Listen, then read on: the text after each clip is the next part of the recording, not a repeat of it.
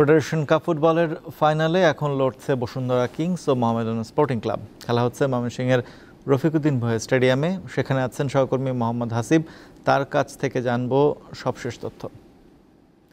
Hasib, match তো শুরু হয়েছে, ফাইনালের আবহ কেমন দেখছেন?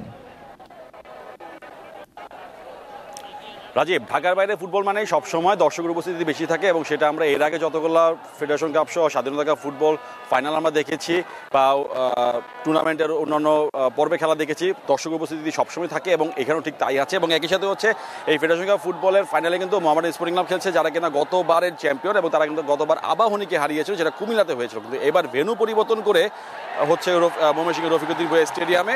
প্রতিপক্ষ বসুন্ধরা কিংস, যাদের সাথে কিনা অনেক হিসেব নিকেশ, অনেক সমীকরণ আছে, কিন্তু সবচেয়ে বড় সমীকরণ সেটা হচ্ছে যে যদি এই ম্যাচটা মোহামেডান স্পোর্টিং ক্লাব জেতে, অর্থাৎ ফেডারেশন কাপ ফাইনাল যদি আজকে জেতে, তাহলে তারা দ্বিতীয়বার চ্যাম্পিয়ন হবে এবং একই সাথে এই টুর্নামেন্টের সর্বোচ্চ শিরোপাধারী ঢাকা আবাহনী, যারা 12 বার শিরোপা নিয়েছে, তাদের সমতুল্য, তাদেরকে স্পর্শ করে ফেলবে। তাদের আর সেক্ষেত্রে হচ্ছে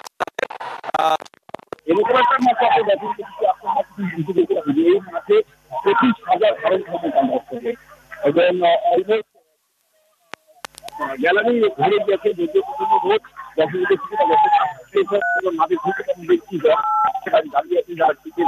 অপেক্ষায় আছেন টিকিট নিয়ে হয়তো আর কিছুর উপর হয়তো মাঠে